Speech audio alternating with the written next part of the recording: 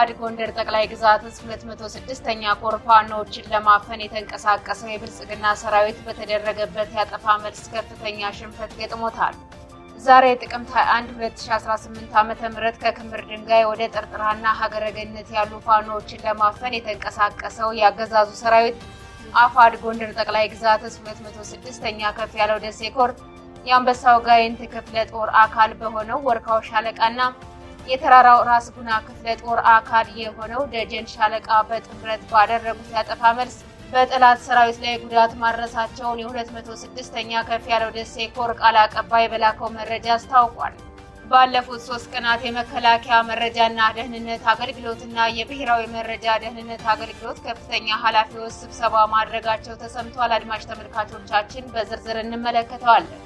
የኢትዮጵያ ኦርቶዶክስ ተዋሕዶ ቤተክርስቲያን ቋሚ ሲኖዶስ በኦሮሚያ ክልል ምስራቅ አርሲ ዞን የተለያዩ ወረዳዎች በእምነቱ ተከታዮች ላይ የተፈጸመውን ጥቃት አስመልክቶ ባወጣው መግለጫ መንግስት የዜጎችን የመኖር መብት እንዲያረጋግጥ ጠየቀ። ግብጽ የኤርትራ ሉዓላዊነትና የግዛት አንድነት በጽኑ እንደምትደግፍ ፕሬዚዳንት አብዱል ፈታህ አልሲሲ ለኤርትራ ፕሬዚዳንት ተናገሩ። አድማጭ ተመልካቾቻችን በዝርዝር እንመለከተዋለን።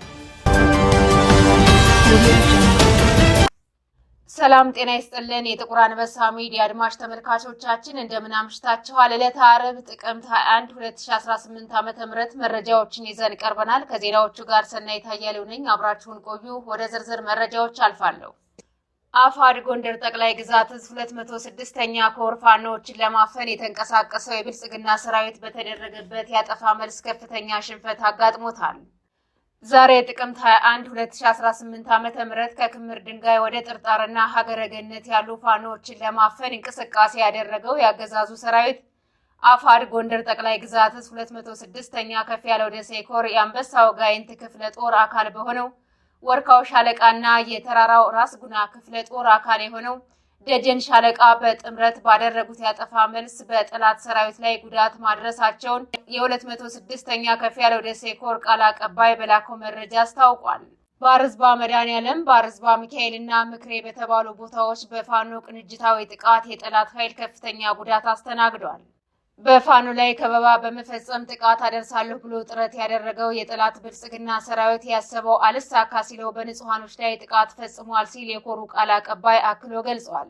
በተመሳሳይ የአማራ ፋኖ ብሔራዊ ኃይል ምዕራብ አማራ ቀጠና ቴዎድሮስ ዮሐንስ አለማየሁ ብርጌድ ፋኖዎች በጠላት ሰራዊት ላይ ጥቃት ፈጽመዋል። ጥቃቱ የተፈጸመው ካድሬዎቹ ከአዴትና ከሌሎች አካባቢዎች በመሰባሰብ የተለመደውን የሐሰት ፕሮፓጋንዳ ለማሰራጨት ጥረት እያደረጉ ባሉበት ወቅት ጥበቃ ላይ ባሉ ወታደሮች ላይ ነው ተብሏል። ጠላትን ከሁለት አቅጣጫ በመክበብ በተደረገ ጥቃት 5 የመከላከያ ሰራዊት አባላት ሲደመሰሱ 3ቱ ቁስለኛ ተደርገዋል። ባለፉት 3 ቀናት የመከላከያ መረጃ ደህንነት አገልግሎትና የብሔራዊ መረጃ ደህንነት አገልግሎት ከፍተኛ ኃላፊዎች ስብሰባ ማድረጋቸው ተሰምቷል። የመከላከያ መረጃ ደህንነት አገልግሎትና የብሔራዊ መረጃ ደህንነት አገልግሎት ከፍተኛ ኃላፊዎች ባደረጉት ስብሰባ በርካታ አጀንዳዎች ላይ እንደተወያዩ የተገለጸ ሲሆን 2 ጉዳዮች ላይ ውሳኔ መተላለፉ ታውቋል።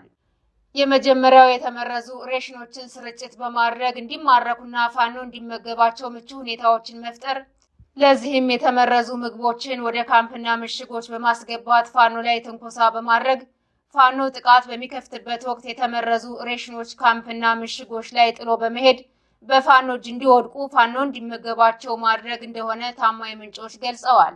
እንደ መረጃ ምንጮቹ ገለጻ እነዚህን የተመረዙ ምግቦች ሬሽኖች በሚያጓጉዙበት ወቅት በፋኖ እንዲማረኩ ማድረግ በፋኖ እጅ እንዲገቡና ለምግብነት እንዲጠቀሟቸው ምቹ ሁኔታዎችን መፍጠር የሚል ነው ብለዋል።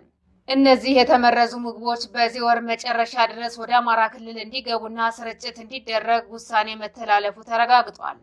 ሁለተኛው ውሳኔ የተሰጠበት ጉዳይ አነስተኛ የሆኑ አጥፍቶ ጠፊ ድሮኖችን ወደ ስምሪት ማስገባት ላይ ውሳኔ ተላልፏል። በዚህም ወደ 700 የሚጠጉ ወደ አማራ ክልል የገቡ አጥፍቶ ጠፊ ድሮኖች ስምሪት እንዲገቡ መግባባት ላይ ተደርሰዋል። በወሎ ቀጠና የገቡት 160 አጥፍቶ ጠፊ ድሮኖች በአስቸኳይ ወደ ስራ እንዲገቡና ሙከራ እንዲደረግባቸው ውጤታቸውን ሪፖርት እንዲደረግ መመሪያ ወርዷል። መሳሪያዎችን በምድርና በሰማይ ተጠቅሞ የፋኖን ግስጋሴ ባለመግታቱ በመርዝና በአጥፍቶ ጠፊ ድሮኖች ተጠቅሞ ፋኖ ላይ ጉዳት አደርሳለሁ ብሎ እየተንቀሳቀሰ በመሆኑ መረጃዎች በፍጥነት እንዲሰራጩና ፋኖ አስፈላጊውን ሁሉ ጥንቃቄ እንዲያደርግ ሲሉ ምንጮች ገልጸዋል። የኢትዮጵያ ኦርቶዶክስ ተዋሕዶ ቤተክርስቲያን ቋሚ ሲኖዶስ በኦሮሚያ ክልል ምስራቅ አርሲ ዞን የተለያዩ ወረዳዎች በእምነቱ ተከታዮች ላይ የተፈጸመውን ጥቃት አስመልክቶ ባወጣው መግለጫ መንግስት የዜጎችን የመኖር መብት እንዲያረጋግጥ ጠየቀ። በምስራቅ አርሲ ዞን በጉና፣ በመርቲ፣ በሸካና በሆለንቆ ዋቢ ወረዳዎች ውስጥ የሚገኙ የቤተክርስቲያናቱ የእምነቱ ተከታዮች ላይ ማንነታቸው ባልታወቁ ታጣቂዎች በተፈጸመው ጥቃት 25 ሰዎች መሞታቸውን ቋሚ ሲኖዶሱ ጥቅምት 22 2018 ዓ.ም ባወጣው መግለጫ አመላክቷል። ቋሚ ሲኖዶሱ በመግለጫው ጥቅምት 14 ሌሊት በጉናና በመርቲ ወረዳዎች 17 የእምነቱ ተከታዮች፣ ጥቅምት 17 ሌሊቱን ደግሞ በሸካ ወረዳ 3 እንዲሁም ጥቅምት 18 ሌሊቱን በሆለንቆ ዋቢ ወረዳዎች 5 የእምነቱ ተከታዮች በድምሩ 25 ኦርቶዶክሳውያን ሀገራችንና ምድራችን ብለው በሰላም በተኙበት በድንገት ማንነታቸው ባልታወቁ ታጣቂዎች መገደላቸውን አስታውቋል። ሲኖዶሱ ግድያው ከዕለት ወደ ዕለት እየተባባሰ ነው ያለ ሲሆን ይህንን አስመልክቶ ከምስራቅ አርሲ ሀገረ ስብከት የተላከውን ሪፖርት የተመለከተው በከባድና በጥልቅ የሐዘን ስሜት መሆኑን ገልጿል። በምስራቅ አርሲ ሀገረ ስብከት ይህ አይነቱ ድርጊት በተደጋጋሚ ሲፈጸም መቆየቱን የገለጸው ቋሚ ሲኖዶሱ ይህ አይነቱ አስነዋሪ ድርጊት በቅዱስ መጻሕፍትም ሆነ በሰው ልጆች ሰብአዊ መብት ተቀባይነት የሌለው ተግባር ነው ብሏል። በእምነቱ ተከታዮች ላይ የተፈጸመው ግድያ በነጻነት የማምለክ ህገ መንግስታዊ መብትን የሚጋፋ ተከባብሮና ተቻችሎ የመኖር መንፈሳዊ እሴትን የሚጋፋ ክብረ ነክና ሊወገዝ የሚገባው ኢስነ መግባራዊ ድርጊት ነው ሲል ጠርቶታል። የኢትዮጵያ ኦርቶዶክስ ተዋሕዶ ቤተክርስቲያን ቋሚ ሲኖዶስ ድርጊቱን በጽኑ በማውገዝ ጉዳዩ በቀጥታ የሚመለከታቸው መንግስታዊ አካላት ይህንን ኢሰብአዊ ድርጊት እንዲያወግዙ በህገ መንግስቱ የተረጋገጠውን በህይወት የመኖርና የእምነት ነጻነት መብትን እንዲያከብሩ ጥሪ ቀርቧል። ግብጽ የኤርትራ ሉዓላዊነትና የግዛት አንድነት በጽኑ እንደምትደግፍ ፕሬዝዳንት አብዱል ፈታህ አልሲሲ ለኤርትራው ፕሬዝዳንት ተናገሩ። ግብጽ በምታስመርቀው ግዙፍ ሙዚየም ስነ ስርዓት ላይ ለመታደምና በሁለቱ ሀገራት የጋራ ጉዳዮች ላይ ለመምከር ካይሮ ለገቡት ፕሬዝዳንት ኢሳያስ አፈወርቂ ፕሬዝዳንት አልሲሲ ሀገራቸው ኤርትራን ደጋፊ መሆኗን ገልጸዋል። ከዚህ ቀደም ግብጽን በተደጋጋሚ የጎበኙት ፕሬዝዳንት ኢሳያስ አፈወርቂ የአሁኑ ጉብኝታቸው በፕሬዝዳንት አልሲሲ ጋባዥነት የሚካሄድ ሲሆን ለ5 ቀናት የሚቆይ ነው ተብሏል። ከፕሬዝዳንቱ ጽሕፈት ቤት የወጣው መግለጫ እንደሚያመለክተው ሁለቱ ፕሬዝዳንቶች ተገናኝተው በተወያዩበት ጊዜ አልሲሲ ግብጽ የኤርትራን ሉዓላዊነትና የግዛት አንድነት ለመደገፍ ቁርጠኛ መሆኗን ተናግረዋል። ይህ የፕሬዝዳንት አልሲሲና የፕሬዝዳንት ኢሳያስ ውይይት የተካሄደው ኢትዮጵያ ባለፉት ዓመታት ስታነሳው የነበረውን የባህር በር የማግኘት ጥያቄ በተመለከተ ጠቅላይ ሚኒስትር አብይ በተወካዮች ምክር ቤት በዝርዝር ኤርትራን በመጥቀስ ከተናገሩ ከአንድ ቀን በኋላ ነው። የቀይ ባህር ጉዳይ ለኢትዮጵያ ሕጋዊ፣ ታሪካዊ፣ መልክዓ ምድራዊና ኢኮኖሚያዊ መሆኑን የገለጹት ጠቅላይ ሚኒስትሩ ባለፉት 30 ዓመታት ኢትዮጵያ ያለ ቀይ ባህር የቀረችበት ውሳኔ ተቀባይነት የሌለው በመሆኑ ሊስተካከል እንደሚገባ አጽንኦት ሰጥተው ተናግረው ነበር። ወደ ካይሮ በማቅናት ከግብፁ ፕሬዝዳንት ጋር የተገናኙት ፕሬዝዳንት ኢሳያስ በተለያዩ ጉዳዮች ላይ ውይይት ማድረጋቸው ተነግሯል። ከኢትዮጵያ ጋር በታላቁ ህዳሴ ግድብ ምክንያት ለዓመታት በዘለቀው ውዝግብ ውስጥ የምትገኘው ግብጽ ሶማሌን ጨምሮ ባለፉት ዓመታት ከኤርትራ ጋር የጋራ ግንባር መፍጠራቸው ይታወሳል። የኢትዮጵያን የባህር በር ፍላጎት ተከትሎ ከኢትዮጵያ በኩል ስጋት የተደቀነባት ኤርትራ ከፕሬዝዳንት አልሲሲ በኩል የድጋፍ ማረጋገጫ ያገኘች ሲሆን በአሁኑ ጉብኝት ፕሬዝዳንት ይህንኑ በድጋሜ እንዳረጋገጡላቸው የወጣው መግለጫ ያመላክታል።